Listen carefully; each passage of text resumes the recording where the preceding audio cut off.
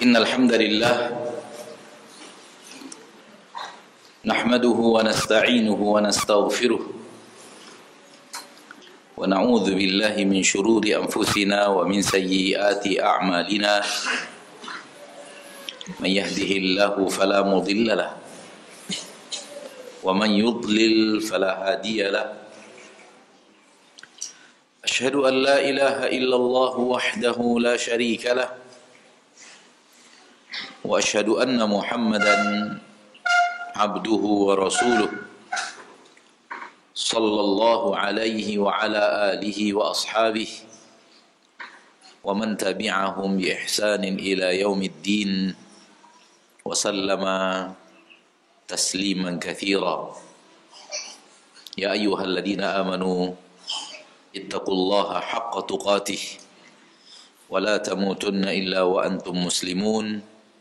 يا أيها الناس اتقوا ربكم الذي خلقكم من نفس واحدة وخلق منها زوجها وبث منهما رجالا كثيرا ونساء واتقوا الله الذي تساءلون به والأرحام إن الله كان عليكم رقيبا يا أيها الذين آمنوا اتقوا الله وقولوا قولا سديدا يصلح لكم أعمالكم ويغفر لكم ذنوبكم ومن يطع الله ورسوله فقد فاز فوزا عظيما.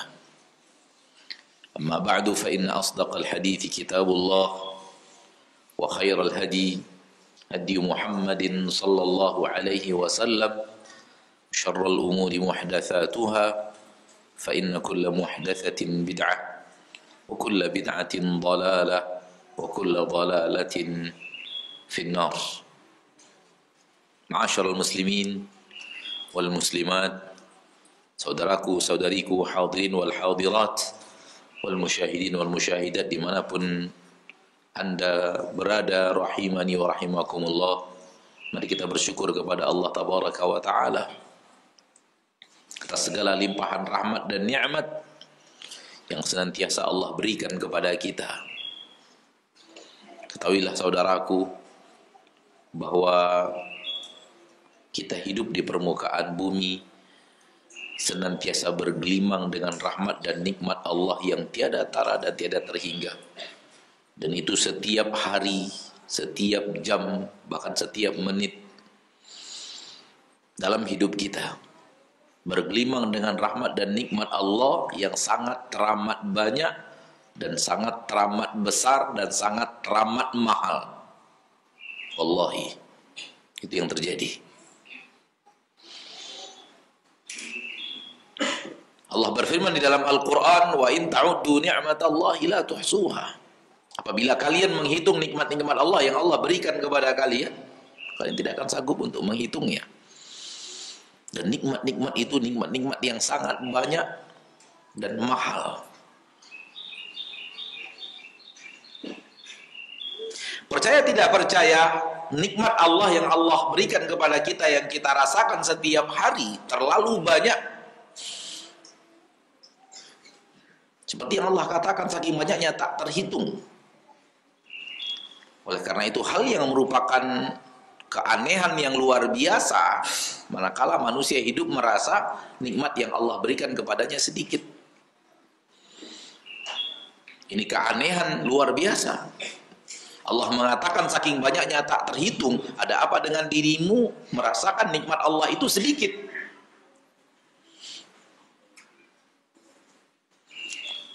Dan ketahuilah terlalu banyak manusia hidup di zaman sekarang begini cara berpandangnya tentang nikmat Allah yang ia rasakan, sedikit. Dan ketahuilah kalau itu terjadi, sungguh hamba ini telah masuk jebakan iblis. Di poin itu minimal. Karena ketika hamba sudah masuk kepada seorang manusia, sudah masuk kepada tidak merasakan banyaknya nikmat Allah, bagaimana bersyukurnya? Bagaimana akan melahirkan sifat syukur manakala dia tidak merasakan bahwa anugerah Allah begitu banyak kepada dirinya? Bagaimana akan lahir sifat syukur bersertaan dengan cara dia melihat nikmat Allah itu sedikit. Terlalu banyak yang seperti itu. Cara melihat manusia sekarang, nikmat yang banyak itu apa yang Allah berikan kepada orang lain. Adapun apa yang Allah berikan kepadanya tak banyak.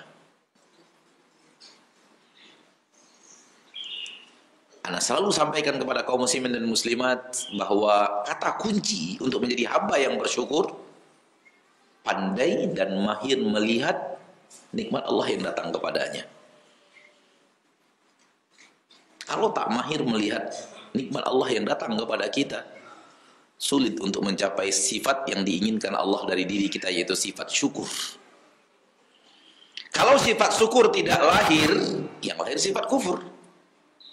Pilihan hanya dua, syukur atau kufur, tak ada pilihan yang ketiga. La in syakartum la azidannakum.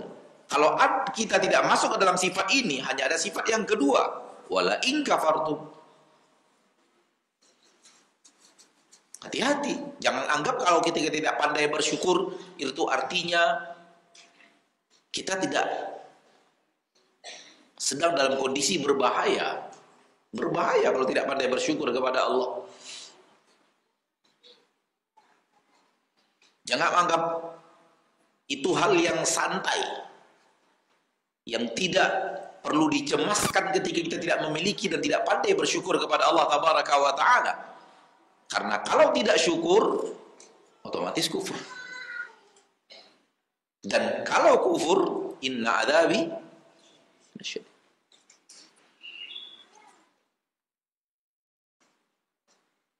Dan ketahuilah bahwa Allah sendiri yang mengatakan di dalam Al-Quranul Karim, hamba-hambanya yang bersyukur itu jumlahnya tak banyak. Wa qalilum min ibadiyas syakur. Umat hambaku yang bersyukur itu jumlahnya kata Allah sedikit. Illal ladzina amanu wa 'amilus salihati wa qalilum ma'hum. Kecuali orang yang beriman dan beramal saleh, alangkah sedikitnya mereka. Kalau kita kembali kepada Nabi kita tercinta SAW, di dalam hadis Nabi mengatakan jumlah penduduk surga dibanding penduduk neraka bagaikan bulu-bulu putih di tubuh sapi yang hitam, atau bulu-bulu hitam di tubuh sapi yang putih.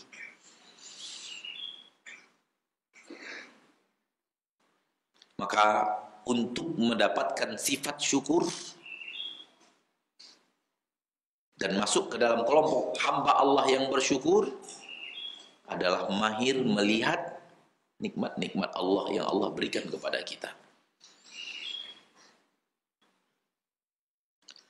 Salawat dan salam kepada Nabi kita tercinta, Rasul kita yang mulia, Sayyidina wa Habibina wa Syafi'ina Muhammadin sallallahu alaihi wasallam, yang beliau adalah uswatun hasanah. Semoga kita benar-benar menjadikan beliau sebagai uswatun hasanah dan tidak menjadi hamba atau tidak menjadi umat yang mengatakan Rasulullah SAW sebagai uswatun hasanah hanya dalam lisan, tidak dalam amal. Jadikanlah Rasulullah SAW uswatun hasanah dalam lisan dan amal, di dalam ilmu dan amal. Terlalu banyak manusia di zaman sekarang yang kalau secara lisan mengatakan Rasulullah SAW adalah uswatun hasanah, giliran diberitahu kepadanya amalan anda ini tidak sesuai lagi dengan apa yang diajarkan Rasul, sudah berbeda. Ayo kita kembali kepada cara mengamalkan ibadah seperti ini, seperti yang diamalkan Rasul. Tak mau. Dengan aneka ragam alasan. Alasan yang paling menjebak adalah kondisi lingkunganku tidak mendukung.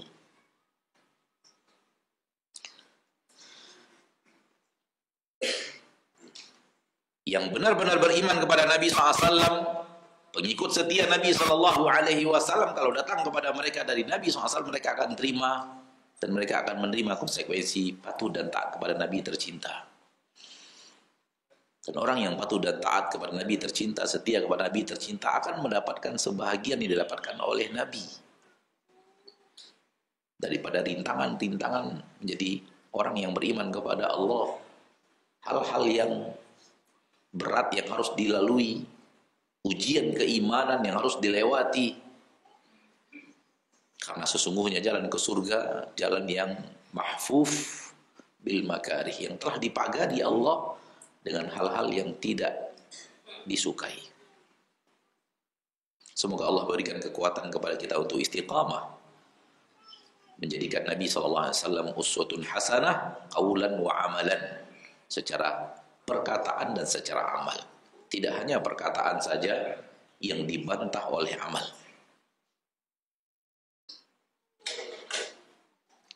Ma'asyiral muslimin, ma'asyiral muslimat, saudaraku saudariku rahimani wa rahimakumullah, ada sebuah sifat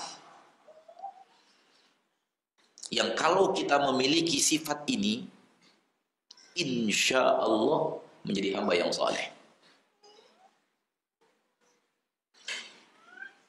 Dan apabila hilang sifat ini dari diri kita, insya Allah terbuka aneka ragam pintu syaitan untuk menyelewengkan kita dari kesolehan.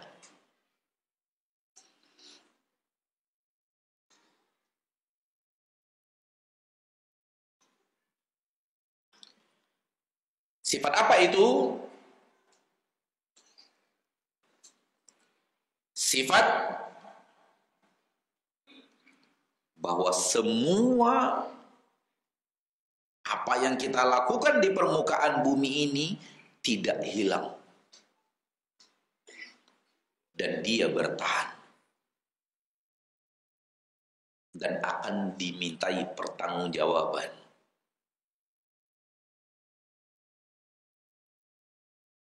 Saya ulangi, ma'asyiral muslimin, ma'asyiral muslimat, saudara-saudariku rahimani wa rahimakumullah. Sifat di dalam hati seorang hamba menyadari bahwa apapun yang dia lakukan di permukaan bumi ini tidak hilang, tapi tetap akan ada dan kekal, nanti akan dia pertanggungjawabkan.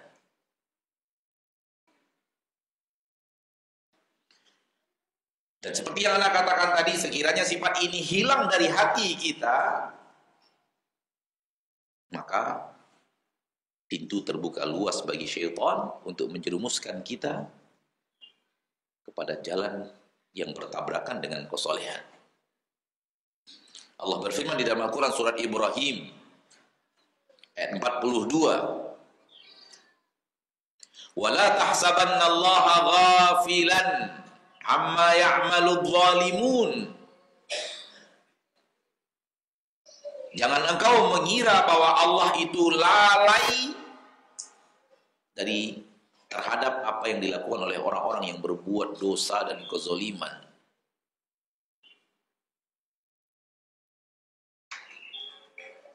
Jangan kira Allah itu lalai.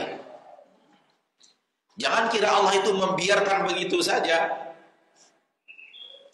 Jangan kira semua itu tidak akan diperhitungkan.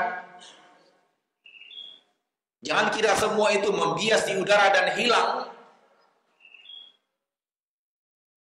Apa yang kita lakukan di permukaan bumi ini, ma'asyiral muslimin, tidak akan hilang. Dia bertahan.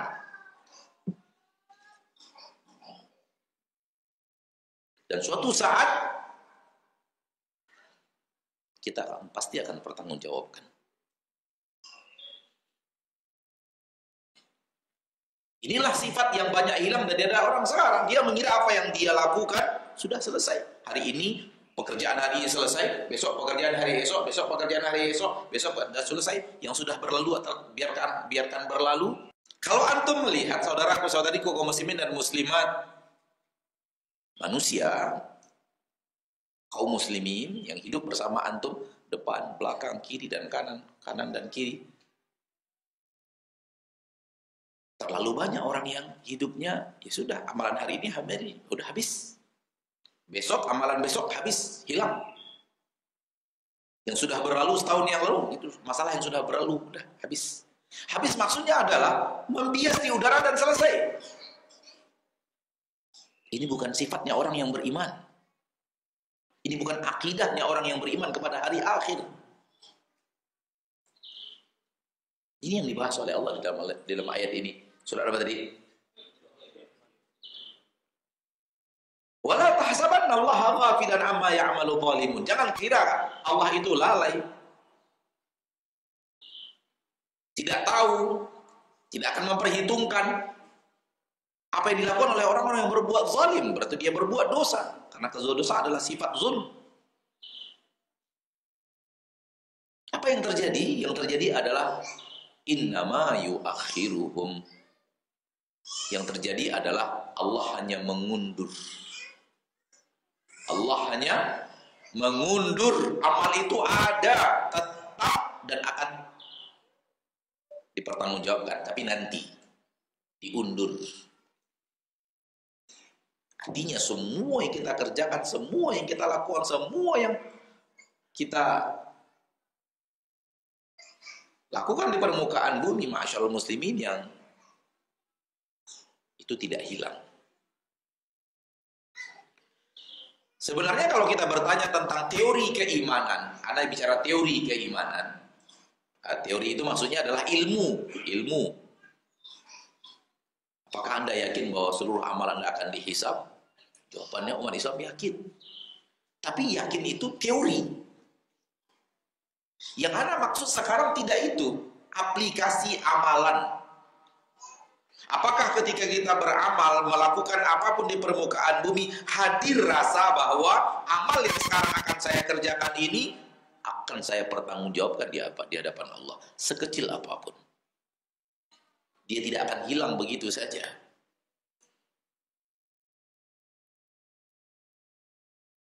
Lihat ketika kita berbicara, saudaraku. Banyak orang sekarang kalau sudah berbicara, ya pembicaraan saya selesai, habis. Seolah-olah dia setelah dibicarakan itu membias di udara dan hilang entah kemana gitu. Paham gak yang saya maksud? Inilah pintu syaitan terbuka luas menjerat kita.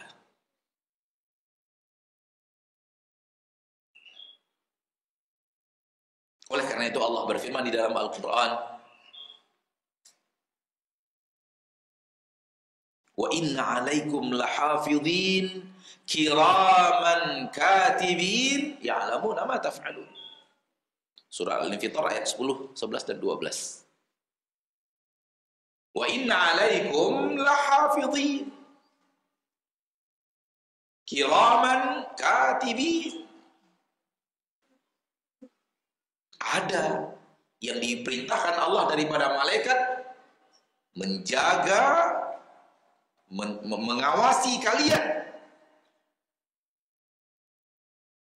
Mereka adalah makhluk-makhluk Allah yang Allah muliakan, kiraman, dan mereka menulis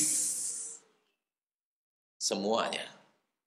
Ya'lamuna ma taf'alun. Mereka tahu semua yang kalian kerjakan.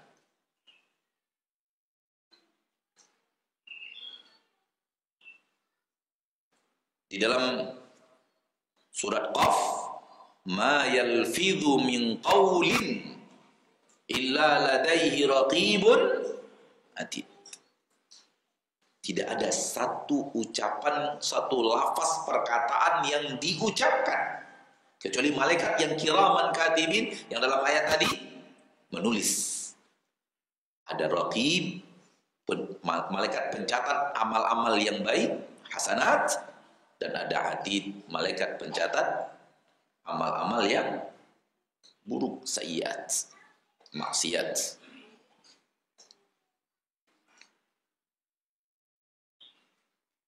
Baik, hamba yang sadar akan poin yang tadi secara amalan, dia akan berhati-hati.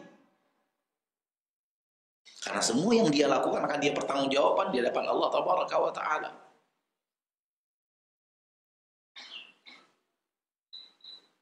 Hilang rasa bahwa amal itu akan dipertanggungjawabkan, ketika itulah manusia merasa bebas untuk berbuat. Apatah lagi di saat orang lain tak ada yang lihat.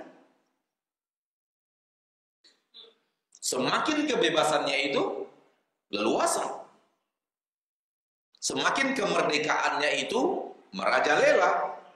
Dia merasa bahwa tak ada yang lihat. Padahal nas Quran ayatnya tadi, ma yalfidhu min qawlin, tidak ada satu pun perkataan yang dilafazkan, satu perkataan. Imam Ahmad bin Hanbal rahimahullah wa rahimah jami' ulama'il ummah, di saat akan wafat, sakit akan wafat, itu sakit yang paling parah, sakit yang setelahnya wafat. Pas ketika sakit itu, ujung sakit itu adalah wafat.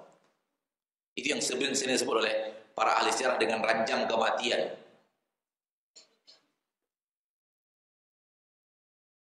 Sakit yang ujung sakit itu adalah kematian. Itu terjadi pada Imam Ahmad. Dan ketika akan wafat, manusia akan ditimpakan oleh Allah kepadanya rasa sakit yang luar biasa. Siapapun di antara kita yang pernah merasakan sakit, apapun sakit yang pernah kita rasakan, wallahi kita akan merasakan rasa sakit yang lebih hebat daripada itu di saat kematian. Dan tidak ada rasa sakit yang akan dirasakan manusia lebih daripada rasa sakit ketika akan wafat. Segitu akan bertambah sampai kepada titik rasa sakit yang luar biasa. Ketika itulah nyawa manusia lepas dari badan. Ala kulli hal, inilah yang terjadi pada Imam Ahmad di ranjang yang beliau sakit, yang disakit itu beliau wafat. Terbayang kita bagaimana rasa sakit yang beliau derita, dan ketika sedang menderita rasa sakit itu beliau ta'awuh. Ta'awuh itu meregang, menahan rasa sakit. Ada suara yang dikeluarkan oleh lisan, yang suara itu menunjukkan bahwa beliau sedang menahan rasa sakit. Kalimat kalau kita aduh, ya, bahasa kitanya, kalimat yang keluar dari lisan akibat dari sakit yang sulit untuk ditahan. Dan ketika kalimat itu didengarkan oleh orang di sekitar beliau yang sedang menjenguk, mereka membacakan firman Allah, ma yalfidhu min qaulin illa ladaihi raqibun atid. Mendengar ayat itu dibacakan, Imam Ahmad menahan erangan sakitnya sampai wafat. Apa yang beliau tahan? Hanya erangan.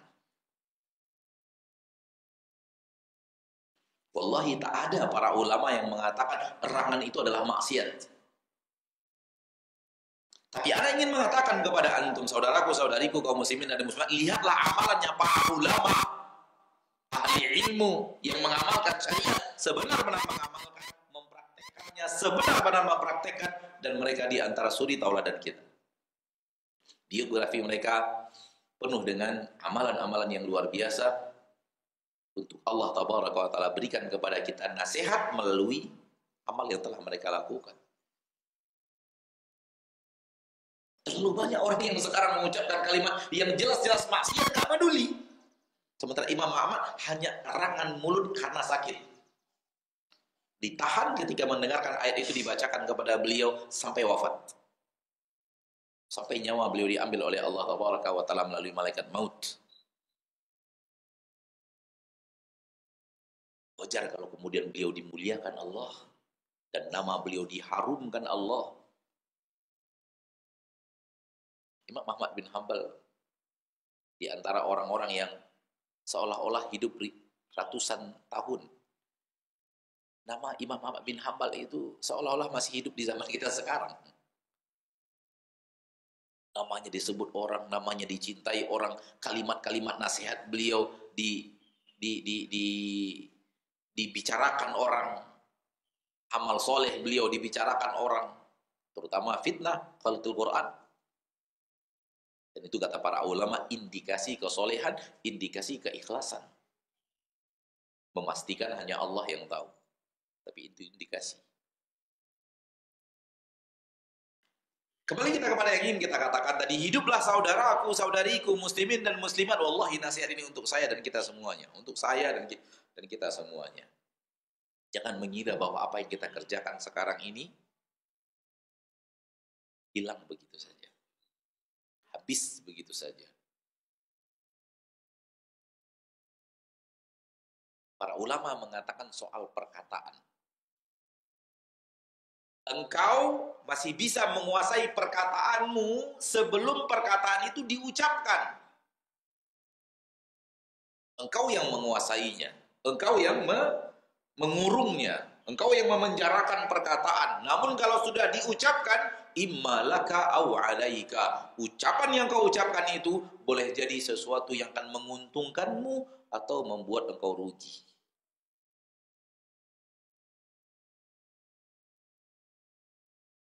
Sebelum ucapan itu kita ucapkan, kita masih bisa memenjarakan.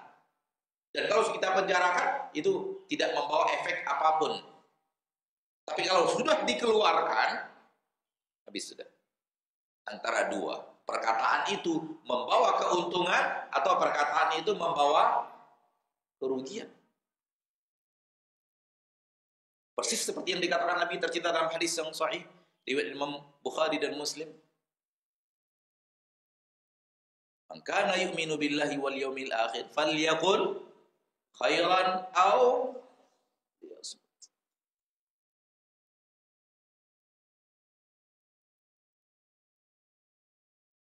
Dan hampir tidak ada amalan perbuatan yang lebih ringan dari ucapan.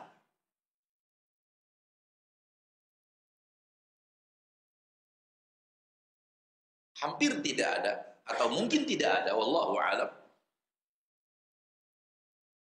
Sejauh ilmu kita, wallahu a'lam wa huwa 'allam al-ghuyub. Tak ada amalan kita yang lebih ringan dari ucapan. Oleh karena itu, ucapan ini yang Allah bawa di dalam surat Qaf tadi, ma yalfidhu min qaulin. Artinya Allah ingin mengatakan kepada kita, yang paling ringan ini, perhatikan, ada catatan malaikat raqib dan atid, apalagi yang lebih daripada itu. Paham yang saya maksud? Kalau sesuai dengan apa yang ada ilmunya pada kita, bahwa amalan yang paling ringan ucapan mulut. Hal yang paling gampang, paling ringan, paling mudah kita mengucapkannya, paling lancar kita untuk melakukannya, amal ucapan lidah.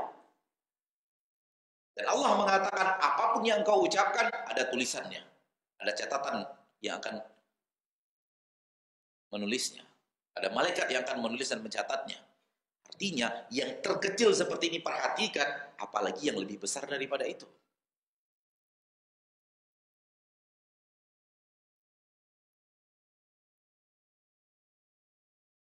Baik. Maka hiduplah saudaraku, saudariku, muslimin dan muslimat dengan sifat ini. Kenapa? Karena pada dasarnya bagaimana kehidupan kita di akhirat itu semuanya adalah bagaimana kita di dunia. Dalam bahasa lain, saudaraku, saudariku, apa yang Anda lakukan sekarang ini adalah Anda sedang membuat biografi Anda untuk di akhirat.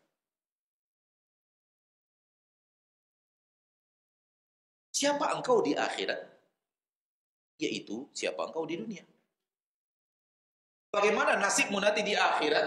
Jawabannya adalah bagaimana engkau di dunia. Jadi hari demi hari yang kita lalui sekarang, saudaraku, saudariku, sedang mengukir biografi kita di akhirat. Katakan kepada saya kalau Ustaz salah kayaknya Ustaz. Biografi akhirat beda lagi, ini lain lagi gitu. Kalau antum kurang setuju, ada tidak setuju, katakan. Saya nggak setuju Ustaz. Akhirat lain lagi, ini lain lagi. Kenapa saya mengatakan kalimat ini? Karena saya memandang mata antum ada yang merasa aneh dengan ucapan. Kok merasa aneh?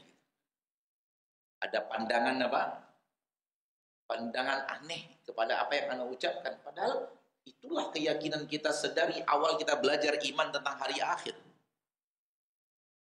Karena Allah berfirman dalam hadis qudsi, ya ibadi, wahai hamba-hambaku, innama hiya amalukum. Apa yang kalian dapatkan di akhirat ini semuanya amal kalian. uhsiha lakum thumma uwaffikum iyyaha. Aku simpankan, aku rekap, kemudian aku kembalikan lagi kepada kalian plus ganjarannya. Karena di dunia Allah sudah katakan, amal kebaikan Allah berikan ganjaran pahala, amal keburukan Allah berikan ganjaran dosa. Apa yang ada di akhirat ini semuanya amal kalian. La taziru waziratun wizra ukhra. Semua orang hanya bertanggung jawab dirinya masing-masing. Dosa orang ini tidak akan transfer kepada dirinya kecuali dalam satu bab khusus bernama ganjaran hisab zalim, apabila orang yang menzalimi sudah habis pahalanya. Itu satu bab di mana amal dosa orang pindah ke kita. Bukan karena apa-apa, karena dia tidak bisa membalasnya dengan amal soleh. Karena amal solehnya habis. Maka amal maksiat orang lain yang dipindahkan ke dia. Dia yang merasakannya. Dan pada dasarnya ketika amal maksiat itu, karena maksiatan yang dia lakukan juga kepada orang tersebut. Tapi hukum umum alla taziru waziratun wizra ukhra. Yang berbuat maksiat, dia yang akan bertanggung jawab masing-masing.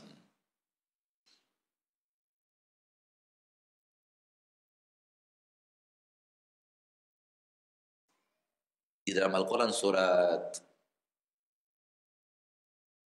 Al-Muddathir, kullu nafsin bima kasabat rahina. Setiap manusia menjadi gadaian atas apa yang dia lakukan. Maksudnya apa?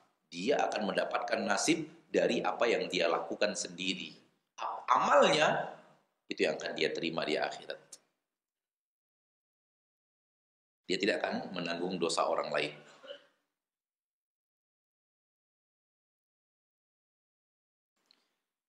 Innama hiya amalukum wasiha lakum.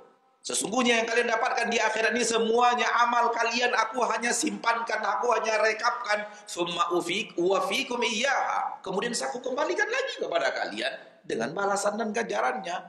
Faman wajada khairan falyahmadillah wa man wajada ghaira dzalika fala yalumanna illa nafsah. Yang mendapatkan kebaikan, puja dan pujilah Allah.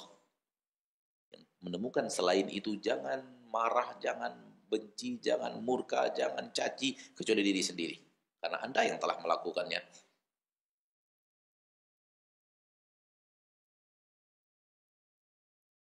Saudaraku, saudariku, ini tidak mudah. Mudah diucapkan, sulit banget untuk diamalkan. Kadang dapat, kadang tidak. Kadang dapat, kadang tidak. Hari ini dapat, belum tentu besok dapat. Bulan ini bisa, belum tentu bulan depan. Di mana kita perhatian kepada amal kita sekecil apapun. Karena amal yang terkecil adalah ucapan lisan. Lafaz yang keluar dari mulut. Apalagi yang lain, transaksi-transaksi, perbuatan-perbuatan, langkah-langkah, fitnah-fitnah.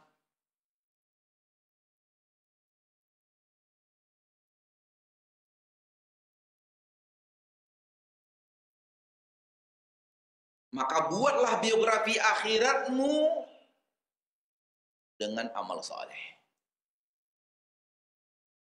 Dan sehebat apapun Anda beramal saleh, karena selagi Anda masih bernama manusia, setan masih punya cara untuk membuat Anda suatu saat berbuat maksiat. Dan Allah mentakdirkan itu terjadi untuk Bani Adam. Sehingga serajin apapun kita beramal saleh, pasti ada masa di mana setan berhasil menjerat kita berbuat maksiat. Itu orang yang sudah peduli dan sudah rajin, yang sudah berlatih, yang sudah peduli kepada amalnya dengan bentuk yang tadi. Namun ketika tidak memiliki bentuk yang tadi, iblis punya pintu yang sangat luas untuk menjerat dia masuk ke dalam aneka ragam kemaksiatan. Asal orang tak tahu, hajar. Asal orang tidak tahu, hajar. Asal orang tidak tahu, hajar. Asal orang bisa ditipu, hajar. Dan terlalu banyak pertanyaan kepada kita, Ustaz, bagaimana caranya menahan hawa nafsu di saat kesendirian. Dan ini dia jawabannya. Sifat yang tadi kita katakan, sifat hamba Allah. Suatu hari Nabi kita tercinta sallallahu alaihi wasallam keluar di malam hari, dan penyebab Nabi keluar adalah rasa lapar yang tak tertahankan dan di rumah tidak ada makanan. Rasul itu orang yang paling kuat menahan rasa lapar. Tapi malam ini Rasul nggak kuat. Berarti rasa laparnya sudah bersangatan. Sehingga Rasul keluar, berjalan, berharap rezeki dari Allah Tabaraka wa Ta'ala. Di malam itu Allah turunkan. Qadar Allah bertemu dengan Abu Bakar. Rasul bertanya, ma akhrajaka ya Abu Bakar? Apa yang telah membuat engkau keluar di malam ini, wahai Abu Bakar? Jawaban Abu Bakar, rasa lapar ya Rasulullah. Jawaban Rasul kita tercinta, wallahi ma akhrajani illa alladhi akhrajak. Tidak ada yang membuat aku keluar dari rumah di malam ini kecuali apa yang telah membuat engkau keluar. Qadar Allah bertemu dengan Umar. Jawabannya sama, rasa lapar. Allahu Akbar. 3 manusia terbaik di bumi ketika itu sama-sama lapar. 3 manusia terbaik di permukaan bumi ketika itu. Ketika itu dan sampai sekarang. Ketika itu dan sampai sekarang. Adapun kalau sebelumnya hanya 1 manusia terbaik di permukaan bumi, yaitu Rasul kita tercinta. Adapun Abu Bakar radhiyallahu anhu dan Umar, masih ada orang-orang terbaik lebih baik daripada beliau sebelumnya, ya atau tidak? Tapi untuk hari itu di bumi ketika itu sampai sekarang, itu 3 manusia terbaik di permukaan bumi ketika malam itu, ketiga-tiganya dapat biografi yang sama, lagi lapar dan tidak ada yang makanan yang bisa dimakan di rumah. Dan dijamu oleh seorang sahabat Ansar dengan menyembelihkan seekor hewan kambing lalu dimasakkan dan dimakan. Subhanallah, lapar setelah kenyang setelah lapar. Itu biasanya manusia fly. Fly itu apa ya? Udah gitu.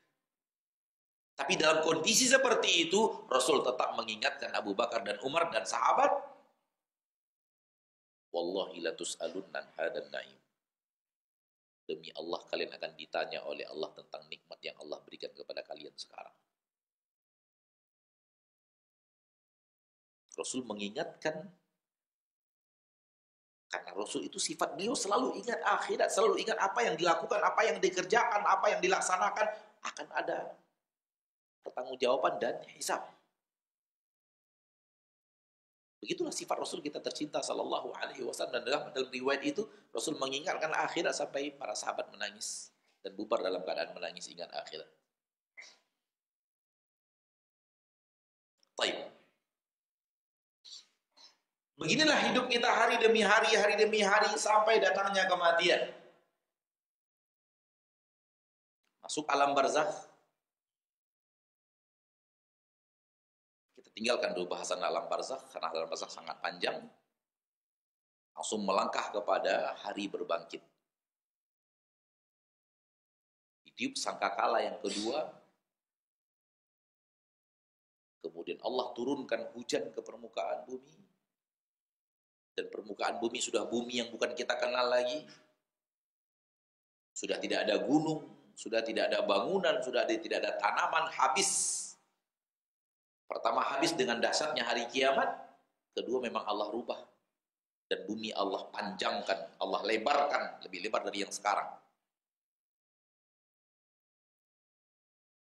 Setelah Allah turunkan hujan, manusia Allah bangkitkan dari alam kubur.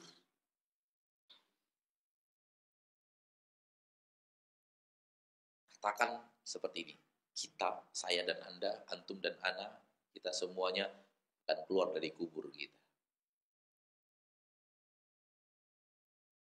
Di saat kita keluar dari kubur kita, apa yang terjadi? Langsung alimat nafsum ma ahdarat. Alimat nafsum ma qaddamat wa akharat. Awal yang pertama tadi, alimat nafsu ma ahdarat dalam surat At-Takwir. Dan alimat nafsu ma qaddamat wa akharat dalam surat Al-Infitar. Surat Takwir dan Infitar tidak panjang. Surat Takwir ayat ke-14 dan Infitar ayat yang ke-5. Begitu kita dibangkitkan Allah, begitu kita, saya dan Anda, kita semuanya dan semua manusia dibangkitkan Allah, langsung memori kita ini ingat lagi semuanya. Dan ini sesuatu yang di dunia kita nggak bisa. Saya, kalau disuruh mengingat apa yang saya katakan dari pagi sampai sekarang, wallahi saya nggak bisa. Nggak bisa lagi ingat apa yang saya katakan. Mungkin secara global bisa. Saya bicara ini tadi, bicara ini. Tapi detail semuanya, A to Z, ya nggak bisa lagi. Dan Anda yakin, antum juga sama-sama Anda. Yakin Anda. Bisa ingat semua yang diucapkan dari pagi sampai sekarang? Mungkin global-globalnya bisa. Tadi saya bicara ini dengan fulan saya bicara ini, dengan fulan saya bicara ini, dengan fulan saya bicara ini. Masih ingat mungkin globalnya, tapi detailnya kita tidak ingat. Beda dengan hari akhirat. Semuanya ingat. Artinya, seluruh kalimat yang pernah keluar dari lisan ini, selama hidup kita, Allah buat kita ingat lagi seluruh perkataan kita tersebut. Seluruh yang pernah kita lihat dengan mata kita ini, seumur hidup kita, Allah buat kita ingat lagi. Allah kembalikan kepada memori ingatan kita seluruh amal kita di permukaan bumi dari awal sampai akhir, dari A sampai Z. Seluruh yang pernah dilihat mata, seluruh yang pernah diucapkan oleh lisan, seluruh yang pernah didengar oleh telinga, seluruh yang pernah disentuh oleh kulit, kemana saja kaki ini pernah melangkah, apa yang pernah ditulis oleh tangan, apa yang pernah diketik oleh jari jemari, apa yang pernah disentuh oleh kulit, apa yang pernah diberi, diambil oleh tangan. Apa yang kita lakukan seumur hidup diingatkan semuanya kembali oleh Allah di dalam memori kita. Ini dia ayatnya, alimat nafsu ma ahdarat, alimat nafsu ma qaddamat. Dan di dalam amalan tersebut, secara garis besar terbagi dua. Ada yang saleh, ada yang maksiat. Ya atau tidak? Dan inilah yang membuat situasi padang mahsyar itu menakutkan.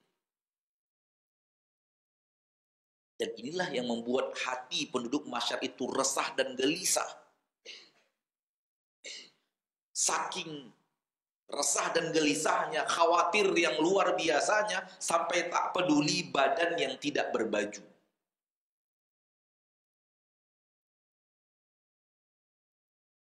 Sampai tidak peduli orang di sekitarnya pun sama tidak berpakaian. Kenapa? Karena memori kita full dengan ingatan dosa-dosa. Wallahi demi Allah. Kalau kita coba menghitungnya, coba kalau satu pekan saja kita hitung kesalahan-kesalahan kita. Hari ini melakukan satu kesalahan, tulis. Nanti sekian menit lagi terjadi kesalahan lagi, tulis. Sekian jam lagi terjadi kesalahan lagi, tulis. Yang terkecil. Dari yang terkecil, satu pekan saja berapa kesalahan kita. Apalagi di zaman sekarang ini. Zaman maksiat serba gampang, serba mudah, serba banyak, serba orang melakukannya tanpa rasa takut, tanpa rasa bersalah, bahkan dianggap hal yang biasa. Ini yang memenuhi memori kita sehingga kita ketakutan. Kenapa? Ada surga dan ada neraka.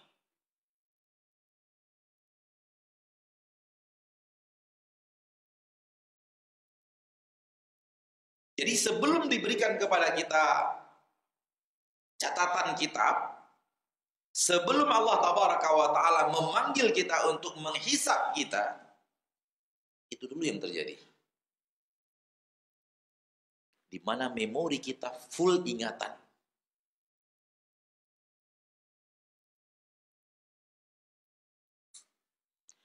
Dan ketika itu terjadi, manusia sudah mengerti dan sudah tahu berapa banyak maksiat yang dia kerjakan.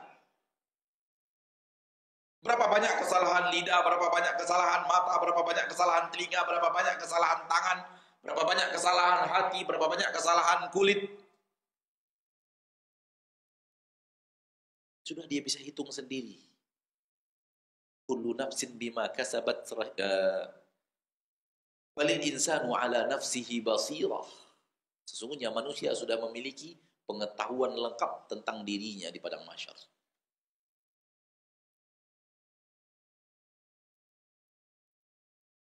Dan Allah datangkan surga dan neraka. Itu dia surga.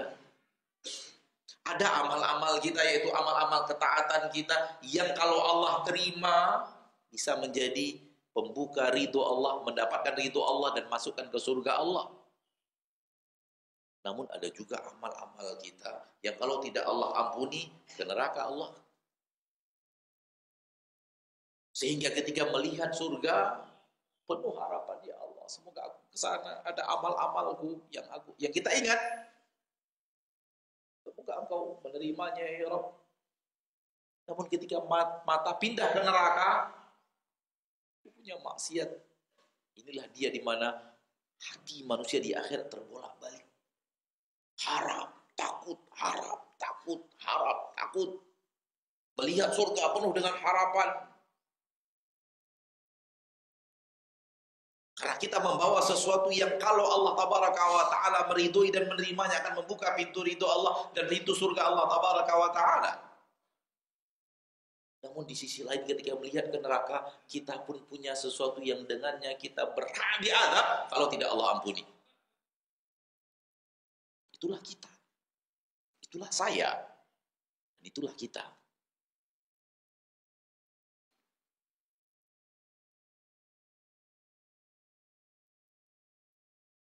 Baru kemudian dihisab.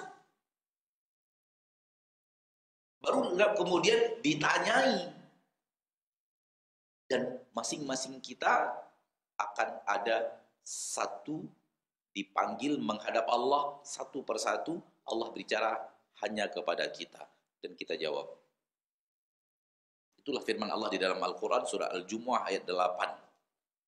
Qul innal mauta alladhi tafirruna minhu fa innahu mulaqikum thumma turadduna ila alimil ghaibi wasyahadati fayunabbi'ukum bima kuntum ta'malun.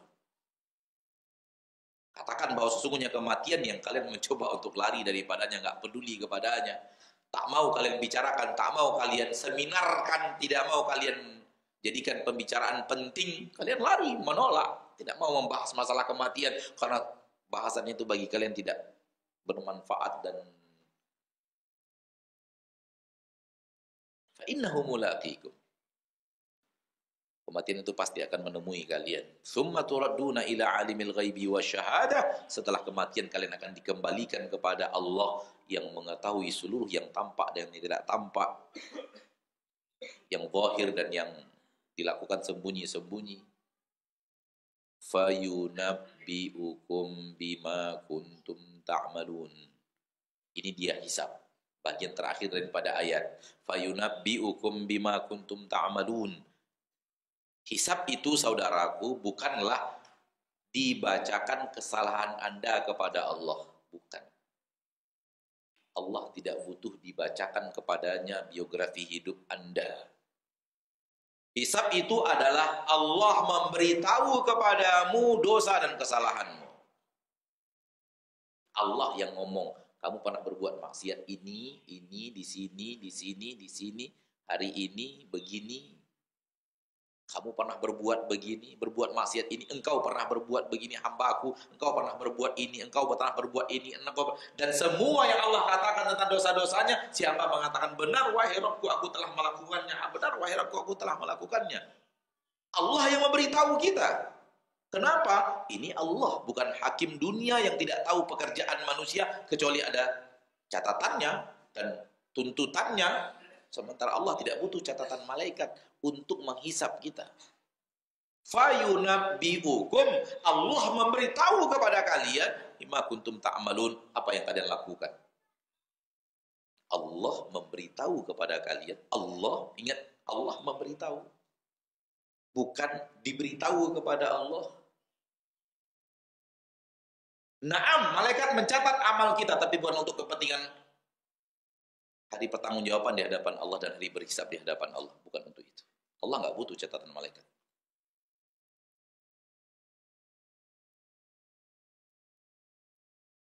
Bisakah kita bayangkan?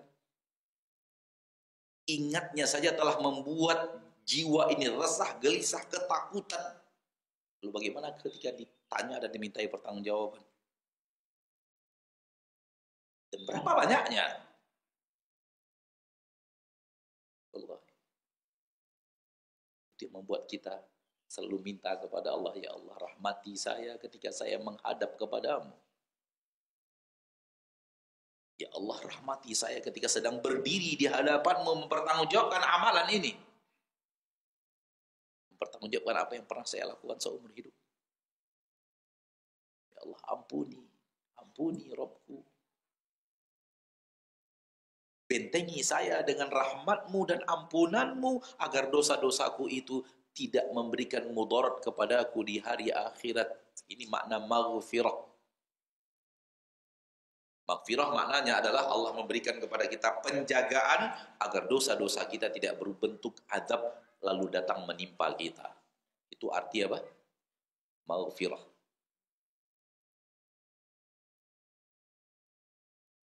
Orang yang sedang pergi berperang pakai topi besi agar pedang musuh, panah musuh ketika datang tidak langsung memberikan mudarat kepadanya karena terhalang oleh ini topi besi. Dan topi besi itu milfar, sesuatu yang menghalangi dari sesuatu yang akan membahayakan. Itu dia maghfirah. Ya Allah, berikan kepadaku perlindungan dari engkau ya Rabbku agar dosa-dosaku tidak membahayakan diriku di padang mahsyar.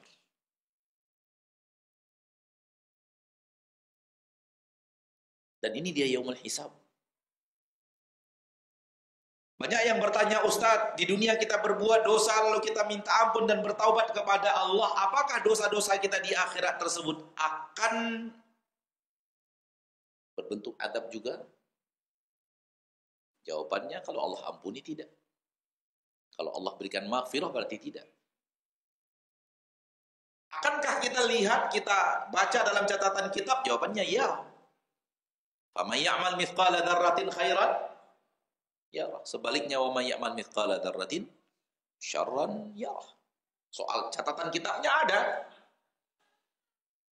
Fataral mujrimina musyfiqina mimma fihi wa yaquluna ya wailatana ma li hadzal kitabi la yughadiru saghiratan wala kabiratan illa ahsaha wa wajadu ma amilu hadira wa la yudhlimu rabbuka ahada. Ayat ini dan ayat yang tadi memberikan keterangan kepada kita bahwa semuanya ditulis. Sehingga pelaku dosa dan maksiat takut membaca catatan kitabnya sendiri. Kenapa dia takut? Karena dia telah terlalu banyak berbuat dosa. Dan kemudian dia mengatakan, mali hadzal kitabi, ada apa dengan kitab ini? La yughadiru saghiratan, tidak menyisakan hal-hal yang sangat kecil. Wala kabiratan, sampai hal yang besar. Illa ahsaha, melainkan semuanya direkap, ditulis dengan rapi. Yang tadi di awal. Wa wajadu ma'amilu, dan mereka menemukan semua yang mereka kerjakan hadira, hadir dalam catatan itu. Tak ada yang tidak dicatat, tak ada yang tidak dibaca.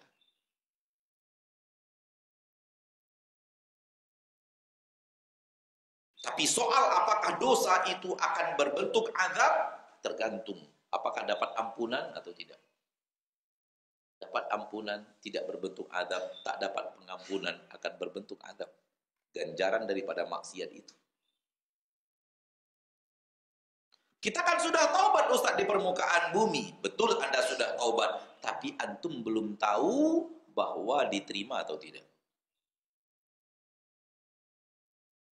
Seandainya diterima, tidak. Tidak diterima, berefek.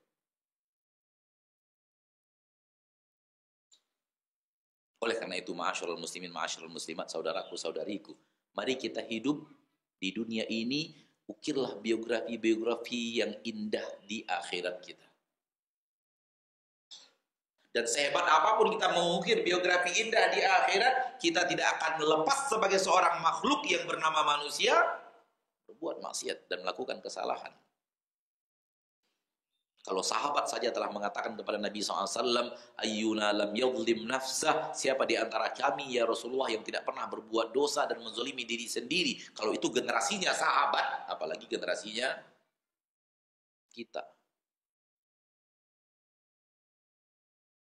Sahabat saja mengatakan seperti itu kepada Nabi SAW ketika turun firman Allah. Lalu para sahabat datang, ya Rasulullah, siapa di antara kita yang tidak pernah berbuat dosa, berbuat zalim terhadap dirinya sendiri? Itu generasi para sahabat, saudara. Artinya di generasi kita pasti lebih banyak, baik secara kualitas atau kuantitas maksiat yang kita lakukan dari para sahabat, generasi umat Islam terbaik.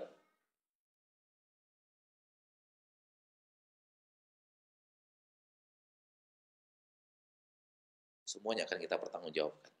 Namun usahakan sekuat tenaga ingat yang tadi agar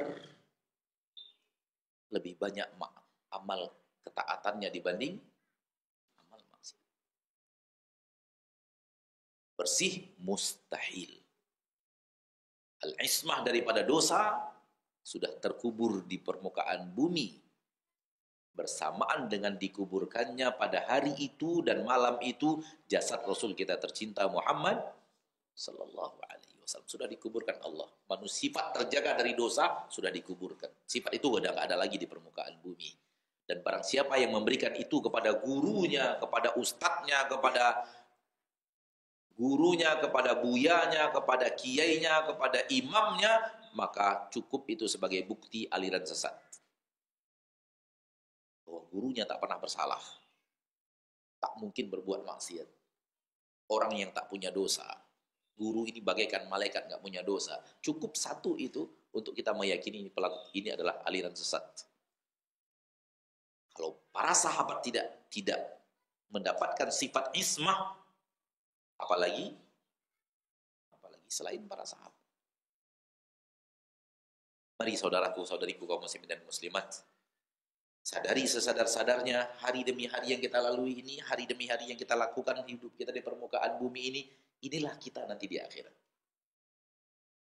Surgakah, nerakakah? Itulah dia di akhirat kelak. Karena surga dan neraka itu semuanya buah. Semuanya hasil.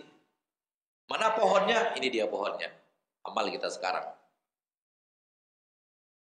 Oleh karena itu, jangan tanam neraka dengan cita-cita surga.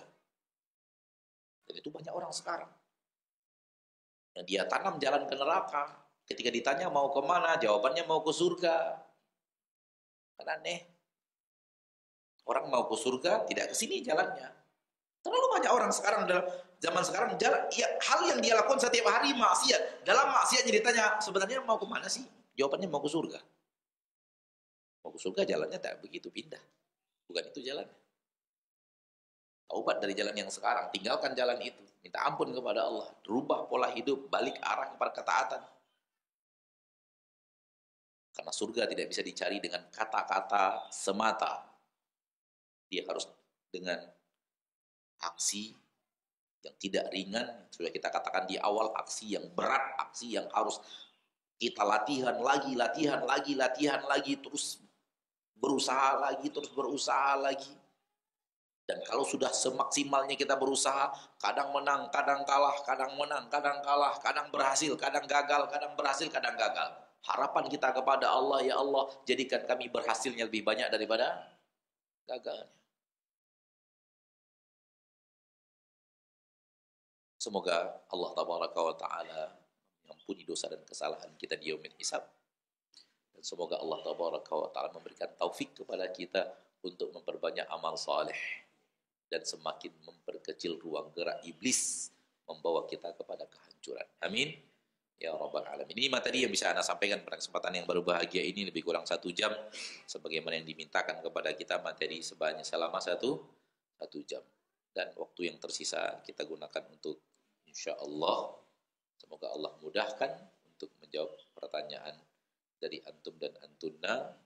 Dan kalau ada pertanyaan yang yang kita ada ilmu untuk menjawabnya, maka kita akan jawab. Namun kalau kita tidak punya ilmu untuk menjawabnya, kita hanya akan mengatakan Allahu a'lam bis-shawab. Ustaz, seorang yang dahulunya pelaku maksiat seperti titik. Dia maksiat lah. Bisakah tergolong orang yang masuk surga tanpa hisab? Akhi fiddin, siapa dirimu bukan siapa engkau di masa lalu. Tapi siapa dirimu adalah siapa dirimu ketika kematian datang. Sekali lagi. Akhi fiddin, siapa dirimu bukanlah siapa engkau di masa yang lalu. Namun siapa dirimu adalah siapa dirimu di saat kematian datang. Dan ini kaidah agama Islam yang luar biasa hebat. Melahirkan dua hal. Satu, manusia tidak sedih dengan apa yang dia lakukan di masa lalu. Dan manusia tidak sombong dengan apa yang bisa dilakukan di masa yang sekarang. Karena dia tidak tahu apa yang terjadi di masa yang akan datang. Maka jangan pernah apa yang pernah kau lakukan di masa lalu dan kau telah bertaubat kepadanya membuat engkau penuh dengan pertanyaan yang akhirnya membuat dirimu sedih. Tidak begitu yang diinginkan Allah terhadap hamba-hambanya.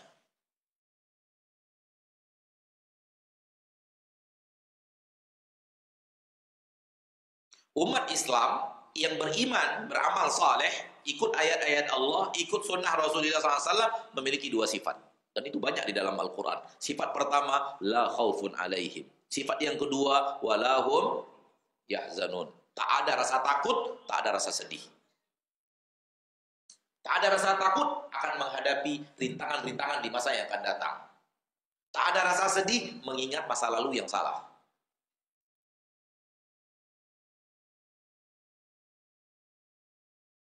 Apabila engkau mengingat masa lalu, membuat engkau sedih, itu mengingat masa lalu jebakan iblis. Harusnya tidak sedih. Masa lalu yang engkau melakukan maksiat yang tadi disebut di sini, harusnya engkau tidak membuat sedih dirimu sendiri. Karena Allah akan menilai dirimu siapa bukan di masa lalu, bukan juga yang sekarang, tapi di saat kematian datang menjemput. Itulah dirimu yang sebenarnya. Ketika engkau pada waktu itu adalah orang yang berhak untuk Allah berikan kepadanya, apa yang kau tanyakan, maka Allah maha adil untuk memberi dan maha tahu siapa yang akan dia beri.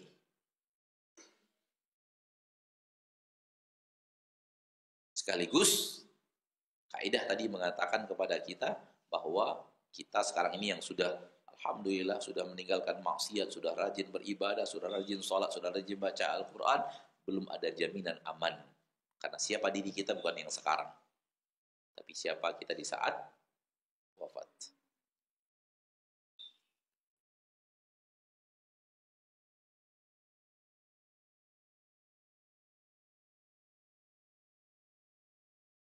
Ustadz, apakah ada perbedaan antara dosa dan maksiat? Dosa itu buahnya. Maksiat itu pekerjaannya. Maksiat lawannya adalah amal saleh. Kalau di sini maksiat, berarti di sini apa? Amal saleh. Kalau di sini dosa, maka lawannya di sini adalah pahala. Jadi apakah dosa dan maksiat sama? Beda. Karena lawan dosa adalah pahala, lawan maksiat adalah ketaatan. Ini adalah amalnya, ini adalah hasilnya.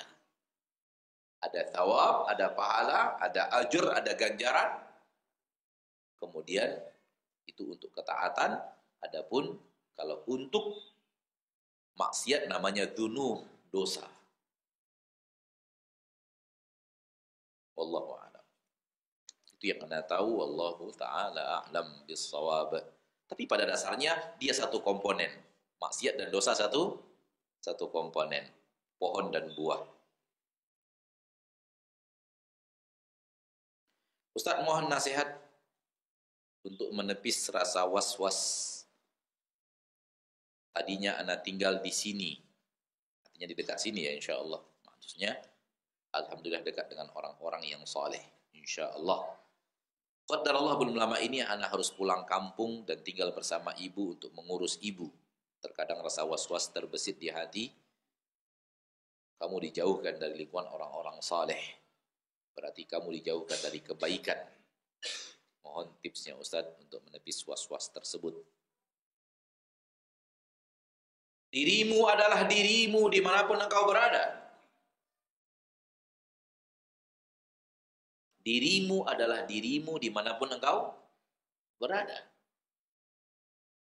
Jangan pernah mengikatkan dirimu kepada orang-orang yang ada di sekitarmu. Di tengah orang-orang yang beriman, yang sangat banyak beriman, dari orang-orang yang penduduk surga, dijamin oleh Allah penduduk surga, hidup Abdullah bin Ubay bin Salul. Dan di tengah penduduk-penduduk neraka yang banyak hidup di kota Mekah, hidup Rasul, Abu Bakar dan Umar.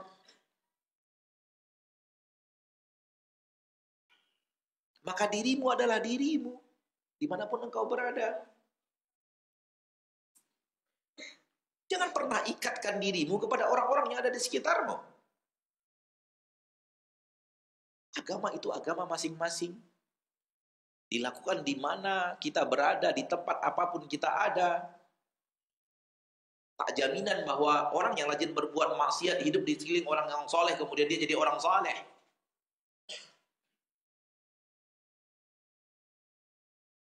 Percaya, kalau kita ini kelakuan kita, perbuatan kita, insya Allah kalau kita memang itulah diri kita, di kampung pun kita akan seperti itu, insya Allah.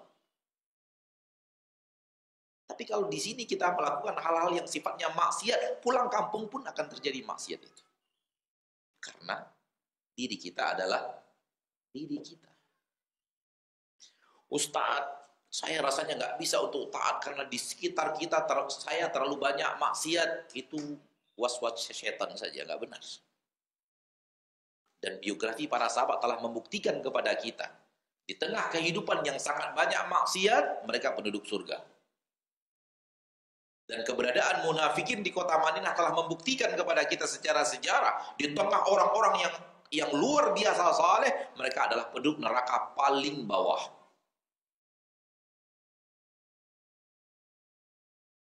Maka jangan ikatkan agama Anda kepada seseorang. Betul, kawan itu punya pengaruh. Akan tetapi, agamamu jangan ikatkan kepada agama saudara, agama temanmu. Di sini adalah hati-hati mencari teman.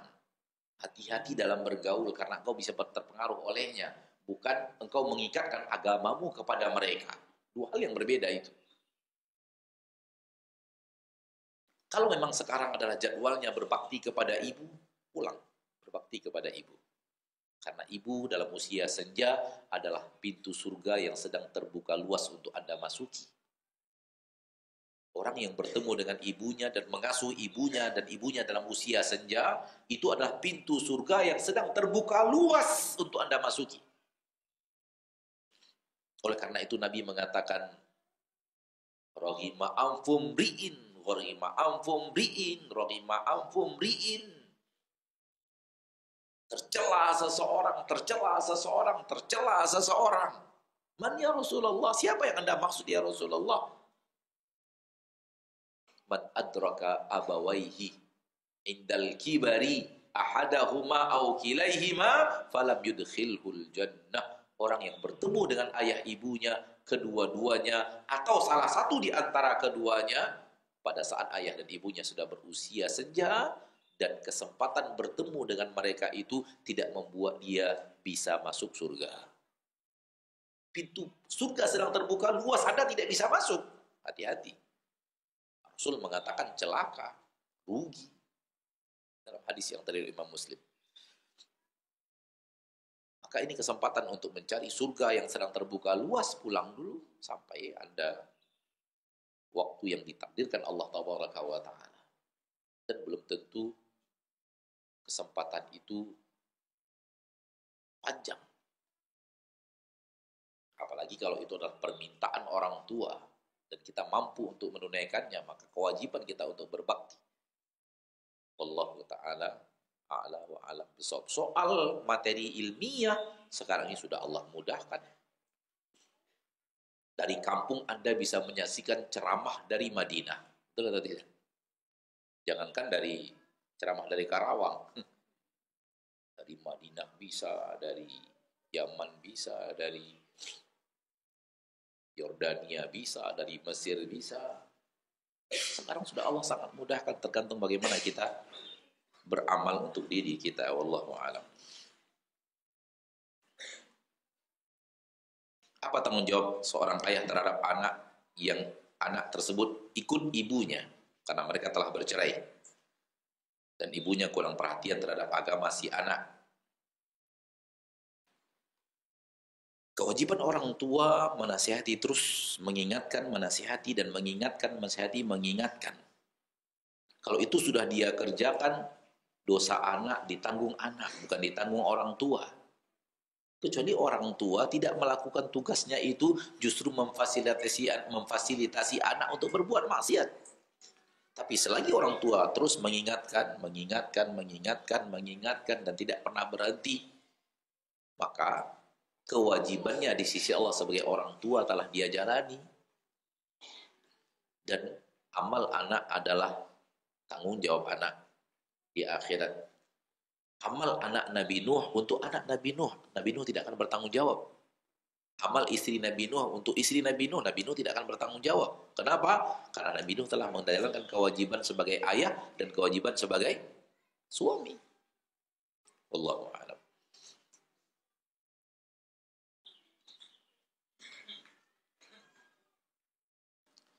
Allah yang akan memberitahu kepada kita kesalahan-kesalahan kita di akhirat. Apa hikmahnya? Catatan malaikat tentang amal soleh dan amal yang maksiat. Barakallahu fiik. Karena sekarang bahasan kita belum sampai ke sana. Setelah hisab selesai, baru pembahagian kitab. Baru apa? Pembahagian kitab. Jadi pembahagian kitab itu, wallahu a'lam, kita dapatkan dari para ulama itu setelah hisab selesai. Jadi setelah hisab selesai, kita tahu taubat kita diterima atau tidak. Dosa kita yang kita takutkan itu diampuni atau tidak. Kalau memang diampuni oleh Allah, berarti penduduk surga. Dikembalikan kepadanya catatannya, walau dalam catatan itu ada maksiatnya, di tangan kanannya. Dan kalau tidak, akan dikembalikan kepadanya kitab tersebut, dan itu biografi hidupnya, walau ada ketaatan di dalamnya, di tangan kiri dari arah belakang.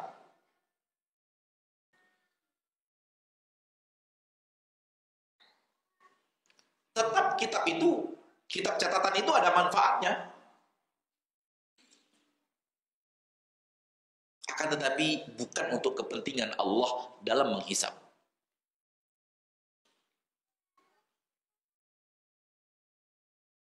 Allah memerintahkan malaikat untuk menulis dengan rapi dan menulis segala-galanya agar ada bukti, ini loh amal kalian, catatannya ada.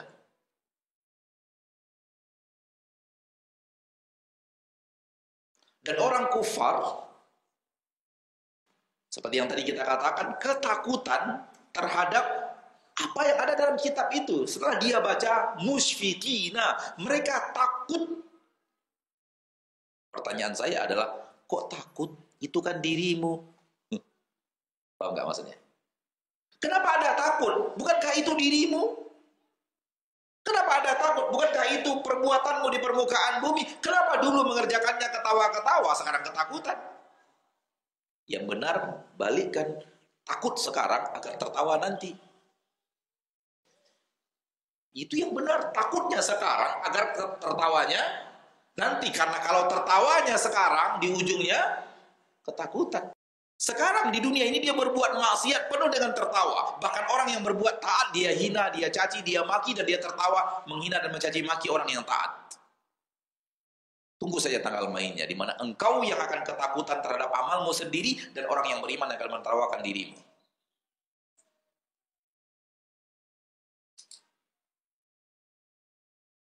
Allah akan balas pekerjaan manusia sesuai dengan apa yang dia kerjakan. Oleh karena itu, ketika kita di permukaan bumi ini berusaha untuk taat kepada Allah, lalu ditertawakan, lalu dituding, lalu dicemooh, lalu diolok-olok, sabar, ada masanya membalas. Diberikan oleh Allah Tabaraka wa Ta'ala di yaumil mahsyar. Cuman bahasan kita tak sampai ke sana. Allah tidak akan pernah melakukan hal yang sia-sia. Allah tidak pernah melakukan hal yang sia-sia. Jadi amal kita tertulis dengan rapi, tercatat dengan rapi sebagaimana yang kita bacakan ayat-ayatnya tadi, dan kita terjemahkan ayat-ayat tersebut, dan insya Allah sebagian kita hafal ayat tersebut karena sering kita baca. Namun catatan itu tidak dibutuhkan Allah pada saat menghisap amal kita. Nah, sampai di sini pertemuan kita pada kesempatan yang berbahagia ini, ma'asyarul muslimin, ma'asyarul muslimat, rahimani wa rahimakumullah. Semoga apa yang kita bisa bicarakan, dan apa yang bisa kita sampaikan, dan apa yang bisa kita jawab dari pertanyaan antum, diberikan oleh Allah Tabaraka wa Ta'ala Rabbul Izzati wal Jalalah keberkahan. Semoga diberikan keberkahan. Berkah atau tidak, hanya Allah yang tahu. Dan semoga Allah Tabaraka wa Ta'ala menerima amal saleh kita, dan mengampunkan dosa dan kesalahan kita, dan membimbing kita kepada hidayah, dan memberikan taufik kepada kita untuk meninggalkan maksiat. Subhanakallahumma wa bihamdika asyhadu an la ilaha illa anta astaghfiruka wa atubu ilaik. Assalamualaikum warahmatullahi wabarakatuh.